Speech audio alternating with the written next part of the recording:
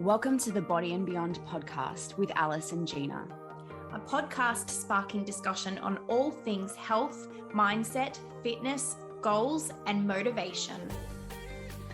We strive to help you to boost your confidence, to take the lead in your own life, to back yourself, and to step into your full potential.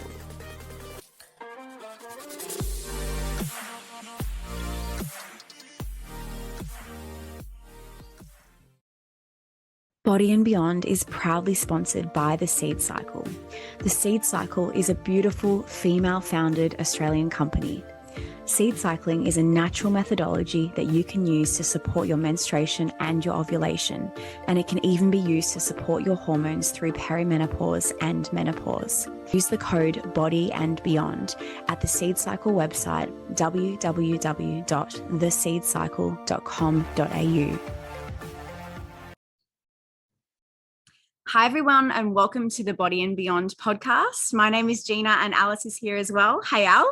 Hey, everyone. Hey, We Gina. have an amazing guest today, Dr. Robert Davis, who is the author of Supersized Lies, joining us all the way from America. Hey, Robert.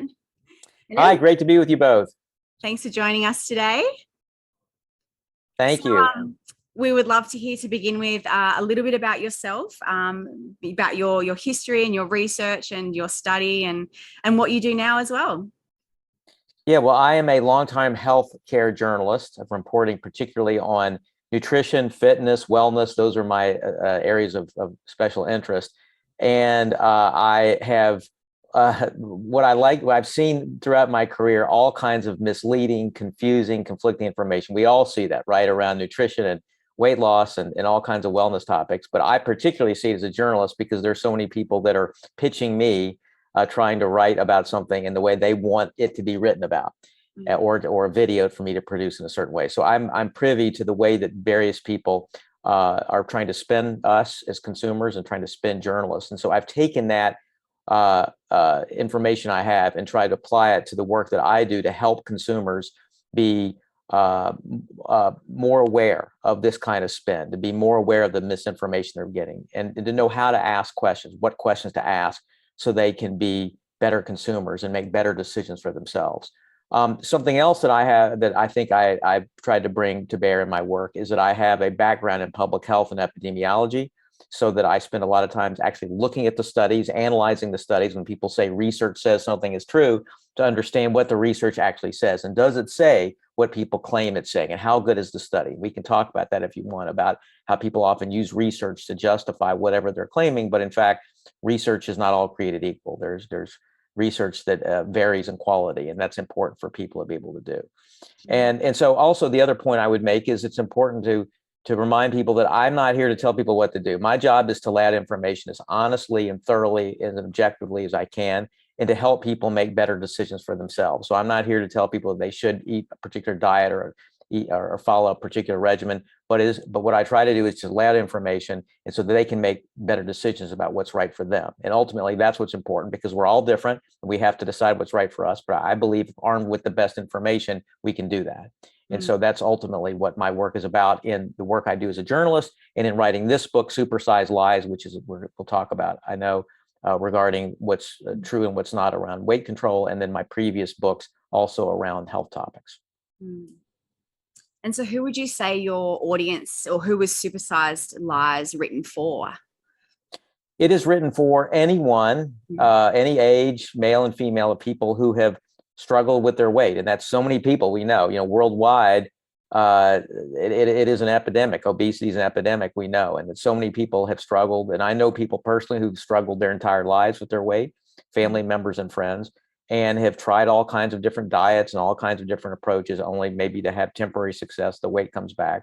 So what we see is that there's so many people, and it becomes a struggle, not only obviously physically and trying to lose the weight and trying to be healthy, but also emotionally. We see that the terrible toll that so many weight loss approaches and diets take on people emotionally, as they try and fail to lose weight and keep it off. And so that's something else that I think is very important as we think about the kind of damage that much of the conventional advice that we're getting is actually causing. Yeah. And from what we can see, the book is very easy to read, and it's laid out in a way where you are sort of myth busting in a sense, and you're running through quite a lot of myths or truths along the way throughout the book, which we have gone through and actually selected, I guess, a couple of things that we thought we could elaborate on today in our podcast. Obviously, there is so much that is included into this book. So for those of you who like the sound of it, I definitely recommend checking it out. But for today, Gina, did we want to kind of dive into some of these points? Seeing as there's a few to get through today. So yeah, and there's so many different topics that you cover. The first one we were interested to know more about is different medications that have been prescribed in history, but also even to the current day, for fat loss, and your thoughts on that and the research you've done. Right. Well, there have been a number of, the history is full of all kinds of examples, and I go through some of this, a brief sort of history of things that have been prescribed over the years. And we have, I talk about in the 19th century, there were thyroid extracts that were prescribed to help people lose weight. And then I give the example in the US, at least, which is an unbelievable story, but it's true, a drug called DNP, which actually was an explosive, was used in explosives during World War I.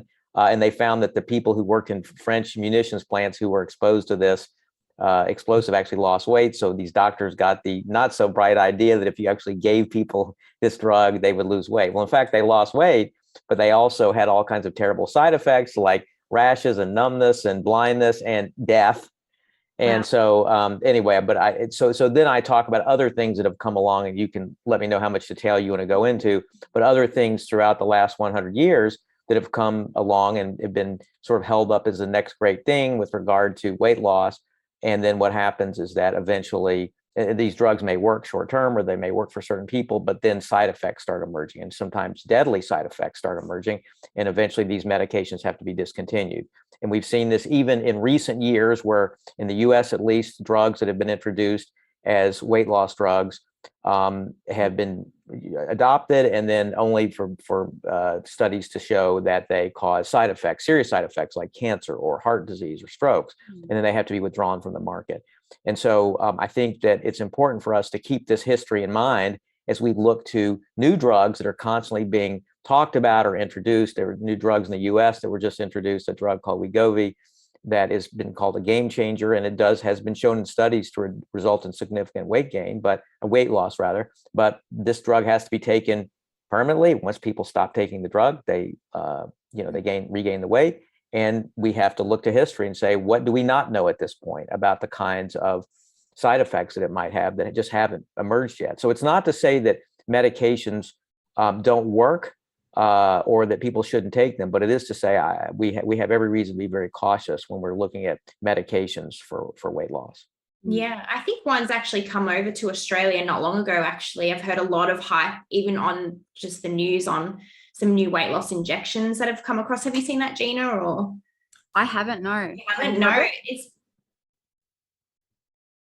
And I should add, typically now medications that are introduced to the market are for people who, not for everybody, not for people who just have 10 or 15 pounds to lose, but people who are obese or who are in the overweight category, who have one or two conditions such as diabetes. So they're not for everybody, but even for those folks, and they may be perfectly fine for those folks, but those folks, even who are in that situation, I think it's important to ask questions and really weigh the pros and cons.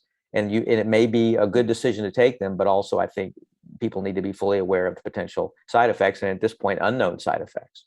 Exactly. And it is interesting personally, even just from my own views on the previous one that's come into Australia, all of it is quite positive. And, it's almost like an outlook of a miracle drug. Like, we finally have the newest thing that's actually going to work. But not often do you see in the media or anything, any sort of precautionary sort of chat around whether it might not be suitable, or most of it is quite, I would say, the positive side of things, I guess. So, and that's such an important point, because it's true not only for medications, but so many things around weight loss, right? We see, eating this food, eating blueberries or eating some chocolate will help you lose weight. And we see news stories that tell people that, without any discussion of well, it only worked for these people, or it only worked for rodents in this study, and you have to eat you have to eat a pound of chocolate a day, or whatever the situation may be. Those kinds of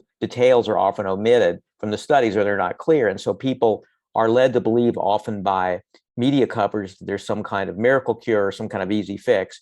And let's face it, I mean, I say this as a journalist. Journalists do this because it's a way to get people to read or watch. People are looking for that, and journalists know that. And so, and often they don't have enough time or enough space to be able to go into detail. But often media coverage is a real problem. News stories are a real problem because they mislead people about not only drugs and diets, but all kinds of things around weight control, to lead people to do things that may not be effective and in some cases are harmful. Yeah. And even they may exacerbate or, promote, even if it is a solution or a strategy that is a really healthy strategy for weight loss, they may just be highlighting the easy components and completely disregarding the challenge, how challenging it's going to be, and how you got to stick at it for an extended period of time, or whatever that is, so Yep. cherry Absolutely. picking the information. Yes. Yeah. So while we're on the topics of medications, we also wanted to have a little chat about, I think you had one myth or truth in there about medications causing weight gain. So we're going to the other side of the spectrum now. And so I guess briefly from my point of view, I often hear about, I guess people are often told that a certain medication that they must take is automatically going to cause them weight gain, right? So people go away often thinking that it is specifically the medication that is basically just directly causing weight gain, right? But I think, and you probably go over this a little bit in your book as well, there's definitely some other underlying factors in there that kind of are causing that weight gain, right? As opposed to just directly gaining fat. So for example, a change in metabolism, appetite, possibly. Did you want to elaborate on that a little bit? Sure, you're absolutely right. So those are things. It can affect your ability to store fluid. So fluid retention can be a factor. People can gain weight that way. But you mentioned appetite. You mentioned slowing down metabolism. So there are various mechanisms, various ways that drugs, certain medications can actually lead to weight gain. And I think it's important for people to be aware of this. And I talk about the different categories. There are a number of different categories, certain antidepressants, certain antihistamines. They're drugs for blood pressure called beta blockers, for example. Prednisone, which is a steroid that some people are prescribed, can lead to weight gain in some cases. So I think it's important for people to be aware of this so that they are experiencing weight gain. They can go to their provider, their doctor, and say, I'm gaining weight. Can we look at something else? Can we look at some alternative? Can we try something else? Because not every medication in every category causes weight gain. For example, not every antidepressant, but it's important to be aware that there might be alternatives. And possibly important to also be aware of maybe a little more understanding of what it is or why it's causing weight gain, right?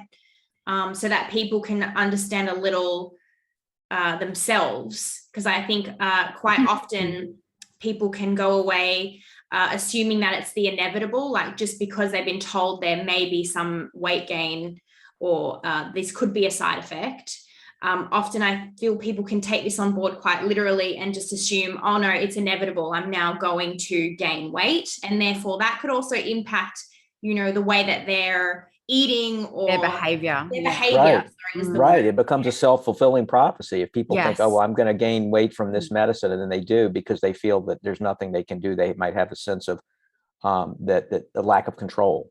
And so, yes, I think that's really important, not to assume it's going to be the case, and to also assume that it's not often as simple as you take the medication, you gain weight. There are other factors involved. I mean, I think a good example of this is that many women will swear, and I'm not saying they're wrong, but that birth control pills lead to weight gain. And they'll say, well, I'm gaining weight because I'm taking birth control pills. And research has actually had a very tough time proving that's the case, that they actually lead to weight gain. Study after study has failed to show that. And so I think if people, and it's not just that, but many others, I think to not go in, while it's important to ask doctors questions, we established that, and to make sure that if there's not an alternative, it's equally important not to go in making assumptions that, okay, well, I've heard somewhere that drug X, whatever it is going to cause weight gain, so that must be true. To again, not just assume that's true, but to do a little more digging and do more homework.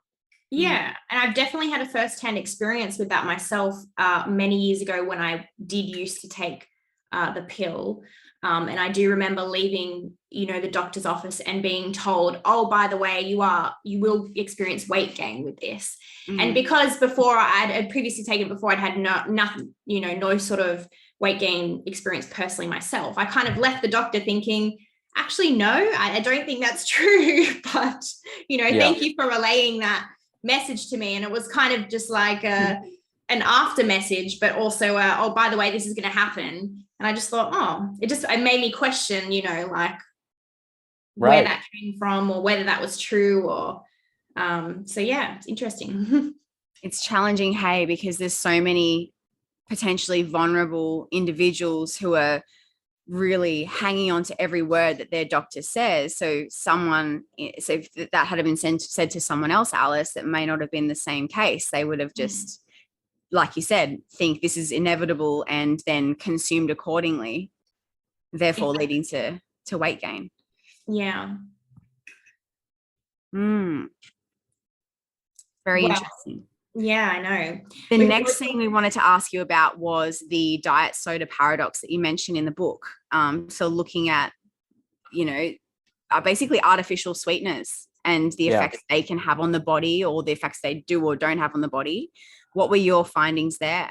Well, and this is surprising to many people because for decades we've been told drink diet drinks, or if you want to lose weight or eat artificially sweetened foods, they have in most cases 0 calories. So it would stand to reason if they have no calories, then it's a way to consume fewer calories. And if you consume fewer calories, you're going to lose weight.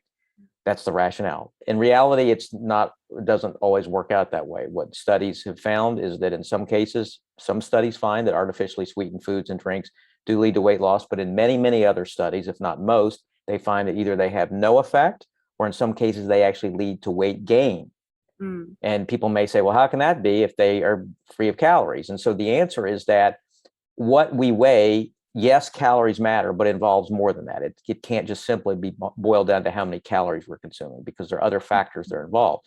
And when it comes to diet drinks specifically, as to why they may not help and they could hurt, there are various theories as to why that is. One is that they mess with our brains. The artificial sweeteners mess with our brains so that we take in artificial sweeteners. We're expecting to get calories because of the sweetness.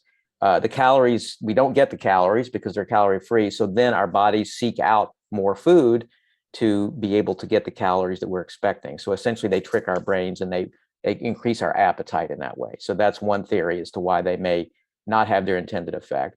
Another is that they may mess with the microbes in our gut, the so-called microbiome. That's the mix of microbes. There's been more and more research in recent years on how that might affect not only our weight, but our health. And certain studies have suggested that a certain mix of microbes may make you less likely to absorb the calories that you consume. And the fewer calories you actually absorb, the less weight you're going to gain from a certain amount of food. And so it could be that if certain artificial sweeteners change that mix of microbes in the gut, it could make a difference to how many of the calories that you consume that you actually absorb. So that could be another reason. And then it could just simply be that in some cases, people feel more virtuous. If you have a diet drink, then maybe you feel empowered to get the large French fries and the hamburger because you go to a fast food place and you say, well, I'll be good on the diet drink. I get the diet soda, but it's okay if I get the fries and the other and the dessert.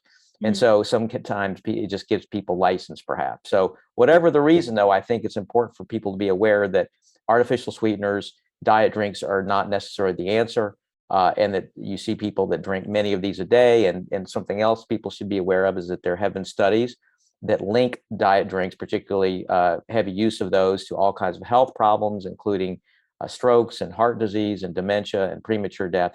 We don't have proof they cause those things, but there is evidence that linking them to those negative effects. So at least there's the possibility. So I think to assume, as people have been told for years in diet culture, well, the answer is just to eat fewer calories, consume fewer calories, diet drinks are part of that. That's not necessarily true. And I often feel like, oh, sorry, you go, Al. I was just going to say, I often feel like there is so much that we still don't really know about how the body works. And there's so much more to it than just the typical calories in, calories out, and how our body is responding and taking in all of these different I would say substances or foods, or I just personally, I feel like there is just so much more out there that we're, probably still unaware of, really. Right. And I think this is a perfect example when it's boiled down to a simple formula: calories in, calories out, eat fewer calories, and people adhere to that. What can happen is they can say, okay, I'll do that, and I'm going to eat a lot of artificially sweetened foods that have fewer calories, and end up causing harm. If in fact those substances are causing harm to their bodies, they may not not lose weight, but on top of that, they may be doing harm to their health. And so this is an example of an unintended consequence that I talk about throughout the book of some of the advice we get when it comes to weight loss. Yeah. Yeah, and it's challenging. Hey, like even earlier you mentioned like quality of research and being a journalist and like choosing quality research. And I think it's still tricky, hey, knowing if something's correlation versus causation.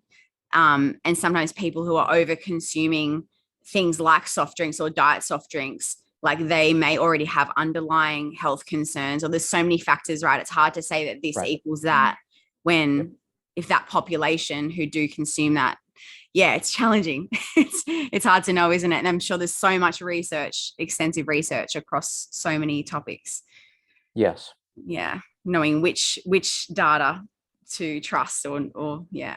And that's something I've tried to use my background in epidemiology, public health, and really, as I say, look at the studies and look at what scientists call the totality of the evidence, instead of cherry picking or looking at one study or a few studies, to look at all the evidence, to consider not only the quality of the research, but also who funded it. That's always important. Yes. And to look at what the science as a whole says. And that's what I've tried to do, is to draw conclusions based on looking at all those factors and the science as a whole, to say, okay, here's what we know, here's where there's ambiguity, and here's where we have proof that something's not true, based on looking at in a holistic way at the evidence. You just mentioned funding. Would you mind elaborating on that for the listeners who may not be aware around how some research is funded by big industry or by certain companies? Or Right. It's a very important issue. Certainly in the U.S. and I think around the world, you have, particularly with regard to food, a lot of studies around foods that are funded by industries with a vested interest, obviously, because they want you to eat more of their food. So they find research. Sometimes they conduct the studies themselves, but in many more cases, they'll give money, a research grant, to a scientist at a university to conduct research. Now, those researchers will tell you they're not being swayed by the funding. They're objective. And I think that's true. They're doing their honest best. But when you look at when there are analyses done of research, and this won't be surprising to anybody who's listening, that's been done, that funded by vested interest industry, food research. Guess what? The studies that are funded by vested interest by food companies are more likely to find favorable results for those foods than comparable studies that are not funded by industry. And there are all kinds of reasons that may happen. It may be that the scientists frame their research in a particular way, or use a certain methodology, or pull out certain results to highlight that would favor the funder's interest. So there are all kinds of subtle ways that researchers may inject a bias into the way they either design their experiments or interpret the results. In some cases, maybe they're not even aware of it. So I don't think it's a matter necessarily of fraud, outright fraud, but I think there's subtle effects that this kind of funding, and research does, I think, bear this out, that can have with regard to what the results are and what we actually hear about this research based on the funding. Yeah. Thank you. The next thing we wanted to highlight was moving through the book, you touch on exercise and fat loss and different types of exercise, and maybe some myths around people thinking that sweating more equals more fat loss, or higher intensity equals more fat loss. So we'd love to hear more about that. Yeah, well, this is one of my favorite topics. I'm an avid exerciser myself. I'm a big proponent of exercise. I think it's the closest thing we have to a fountain of youth. And I like to say, if there were a pill that could do everything exercise could do, from decreasing your risk of cancer and heart disease to improving your mood, then we'd all be clamoring for that pill. But what's really unfortunate here is that the thing that most of us, or many of us, not most of us, look to exercise to do is to help us lose weight. And that's one of the few things exercise often doesn't do so well.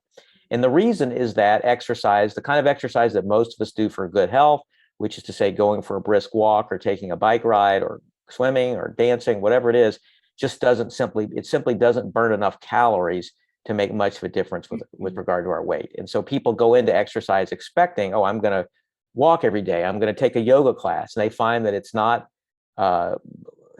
leading to weight loss. They get frustrated and they say, well, this isn't working, and they stop exercising. And that's really unfortunate, because I think if people go in managing their expectations about exercise, what it can and cannot do, they're more likely to stick with it and to see how it's really going to benefit them. And so I think the important points here are that while exercise is not great for helping you lose weight, it can help with regard to other things. It certainly, studies do show, can help with regard to helping you keep weight off. So once people have lost weight, to keep weight off, which we all know is very difficult to do long term, exercise is crucial there. Study after study shows that, and we're not talking necessarily about, crazy vigorous exercise. We're talking about moderate exercise, like going for a walk every day or most days of the week, can make a difference when it comes to keeping weight off. So that's important there. Also, you mentioned fat loss. There is good evidence that while exercise may not change the needle on the scale, it can help lead to loss of fat, particularly visceral fat. That's the fat often found in the waist, that's associated with particularly negative health effects, metabolic effects, heart disease, cancer, increased risk of diabetes, things like that. So that's important to think, to be aware of what exercise can do there. And then just overall, obviously, I think what I like to tell people is that don't use exercise as a way to punish yourself for overeating. Often people will say, I overindulged over the holiday, or I went to a large meal, so I have to go to the gym and work extra hard now. And I think when people see exercise that way as some kind of punishment or penance or way to compensate for overeating, you think it becomes a negative thing. It's just because you associate with something negative. I got to do something negative to make up for something that I did that was enjoyable. And I think that's unfortunate. Again, it makes people less likely to exercise regularly if they associate it with something like that. So instead, I think the way that I like to talk about exercise is to think of it, and I use the word exercise, I think a better word is movement. Think of moving your body in a way that feels good to you, that's going to enhance the quality of your life, make you feel better right afterwards, whether it's you feel less stressed, whether you feel that you're more relaxed, whether you can sleep better, whether you can deal more with your boss or your kids, whatever the case may be, just to enhance the quality of your life. That's really the way to view exercise, not necessarily as a weight loss tool. And I think if people can view exercise that way, they're more likely to eventually enjoy it, to want to stick with it, and to keep doing it throughout their lives. Absolutely. Yeah. And we're both such a big advocate for that message as well across the Body and Beyond podcast. So that one definitely, it's a great message for our listeners to be reminded of. And I would just add, it's unfortunate what the weight loss industry has done here, though. They've taken that thing that we have, that gift we have, exercise, movement, that could be such a great thing for our lives, and turned it into a weight loss tool and told us, okay, join the gym and lose 30 pounds in 30 days. And so they've changed the way we look at it, and in a way that, again, leads to false expectations and frustration. Exactly. You also mentioned EPOC, so post-exercise oxygen consumption in the book here, around looking at comparing like lower intensity cardio to high intensity cardio. But I'd love to also know your thoughts on like weight training and how that can affect EPOC as well.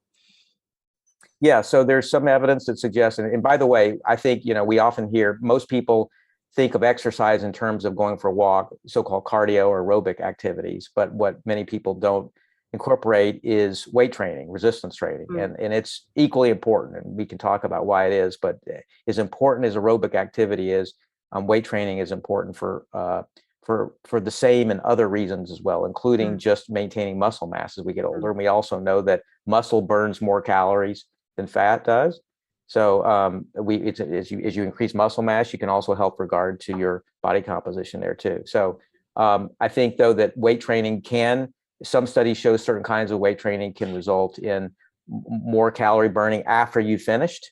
So that it's not just while you're doing the activity, that's what you're referring to, but after you finish, you continue burning calories. And so there's some evidence that weight training particularly can have an effect on the sort of post-exercise calorie burning.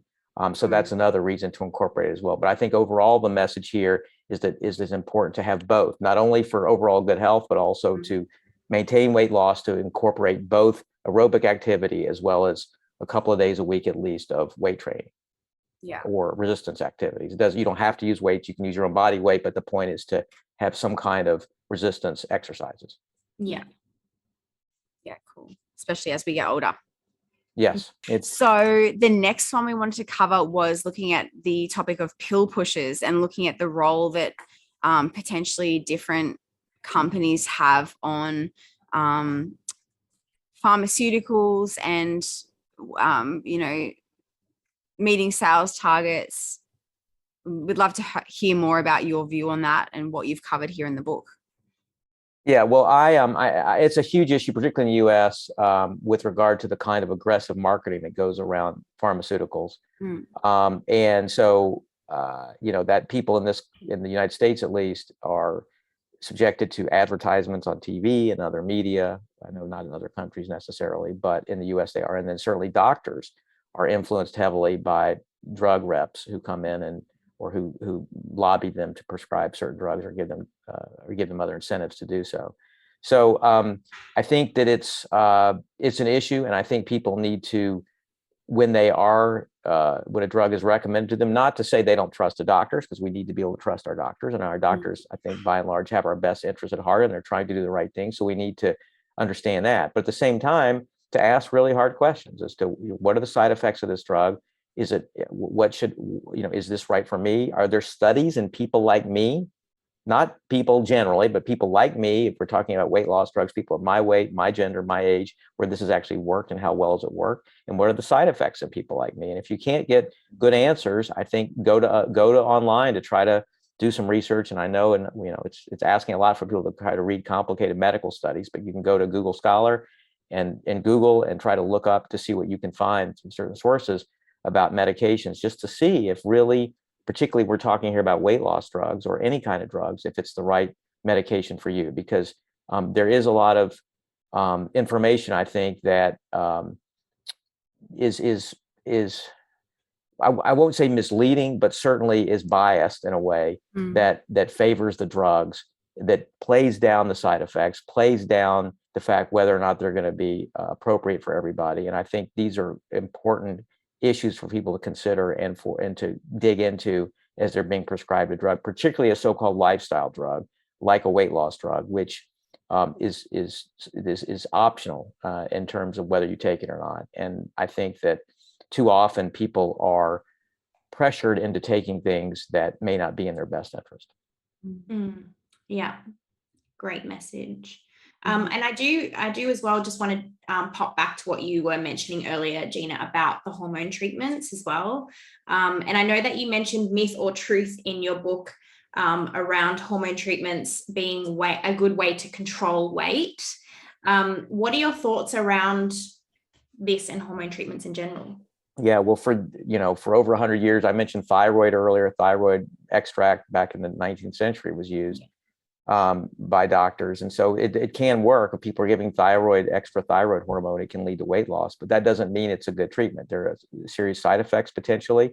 You take thyroid hormone when you don't need it. Now, obviously, some people need thyroid hormone whose thyroid glands don't produce sufficient amounts. So that's important to get thyroid replacement then. But when people start taking above and beyond normal levels for weight loss, that's a real problem potentially because of potential serious side effects. And there are some doctors, people shop around, at least in some places they can find doctors who will tell you have a thyroid problem when you don't, so they can justify giving you thyroid hormone to help you lose weight. And again, it's something that people often just assume or want to assume they have a thyroid problem, and they're told your thyroid's fine, and they keep looking until they find a doctor that says they do. But they should know that there are serious risks of taking too much thyroid hormone, and we know that for other hormones too. I talk about other hormones where we know, for example, as women get older, they have produce less estrogen, and as a result, there can be greater fat accumulation that women may experience as they go through menopause and beyond because of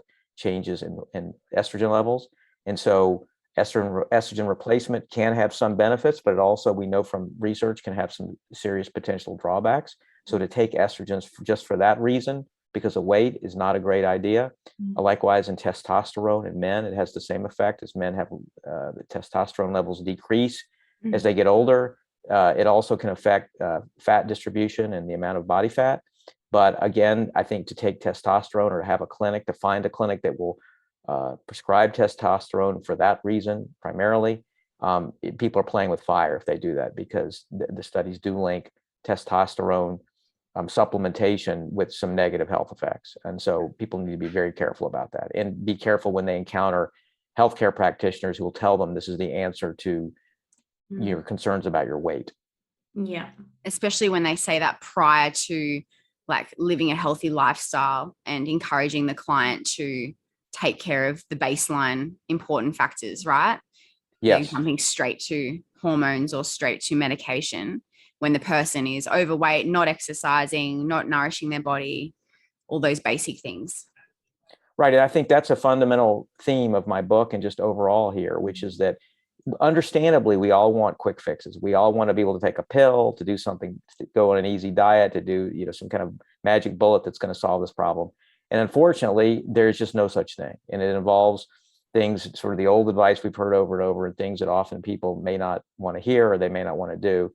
But there are ways of doing them that are going to be more effective than others. And I think that's the point here, is there are things that can help and there are things that can make a difference. But when you hear there's a secret or a shortcut or a magic bullet or a pill that's going to make a big difference, I think people should be cautious. Yeah.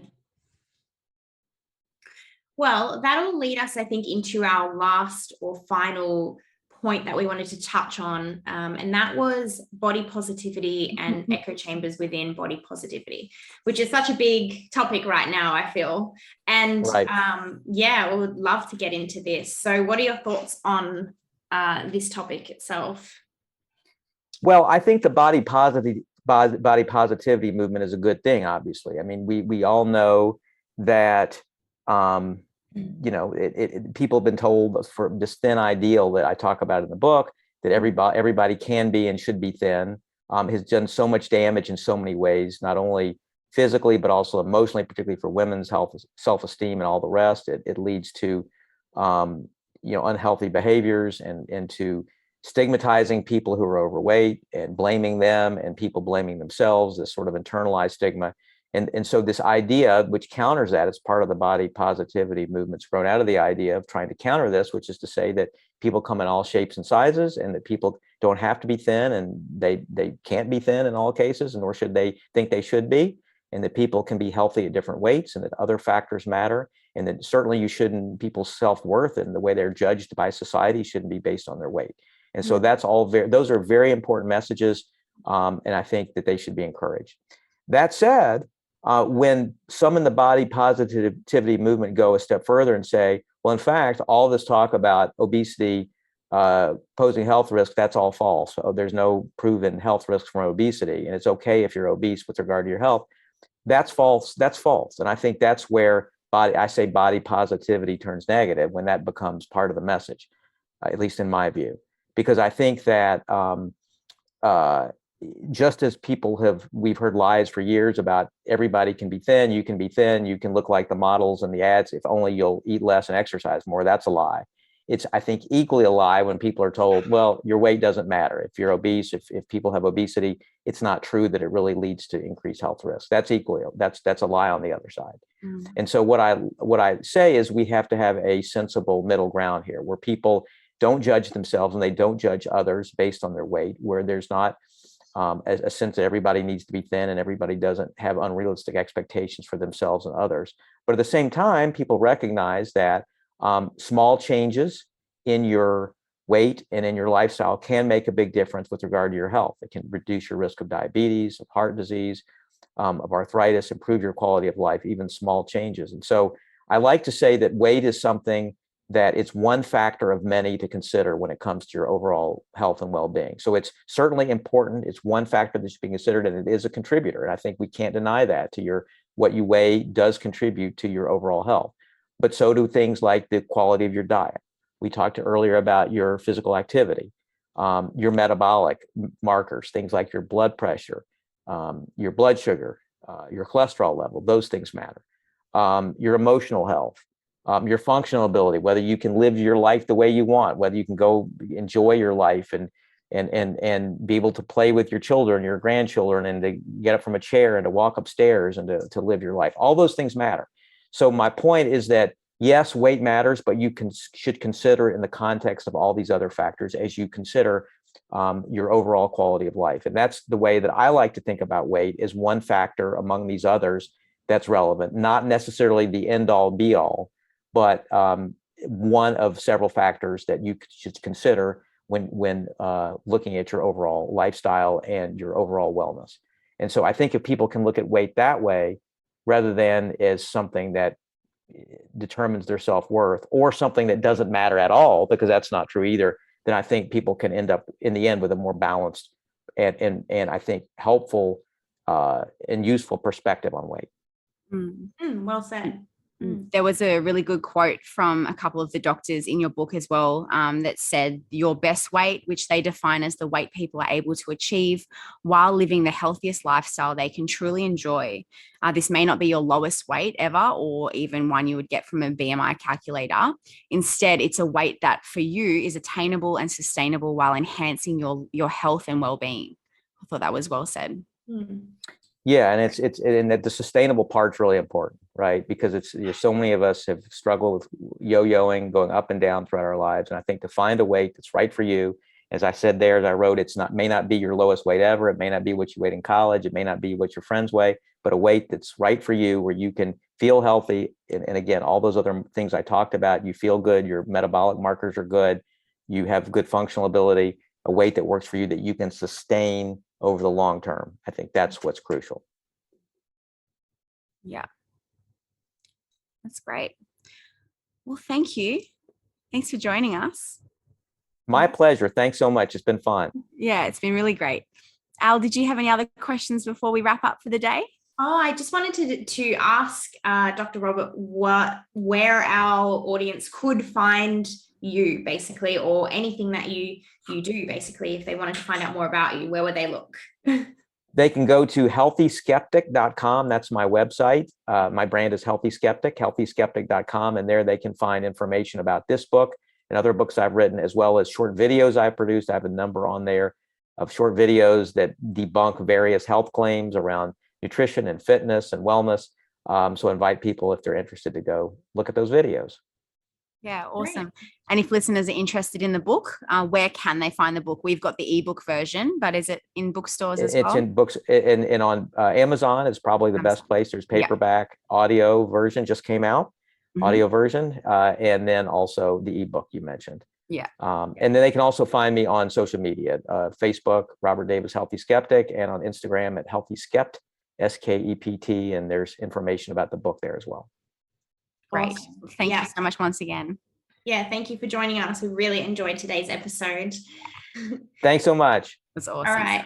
If anyone has any questions for us about today's podcast, please jump into our Facebook group and let us know. Otherwise, if you enjoyed today's podcast, make sure you take a screenshot, share it with your friends, and help us grow our Body and Beyond community. See you later, everyone. Bye, guys.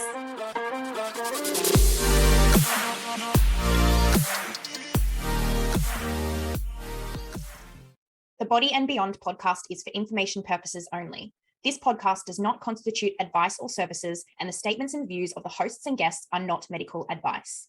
The information provided should not be used for treatment or diagnosis purposes. Please discuss any information from this podcast with your healthcare professional before making any changes to your lifestyle.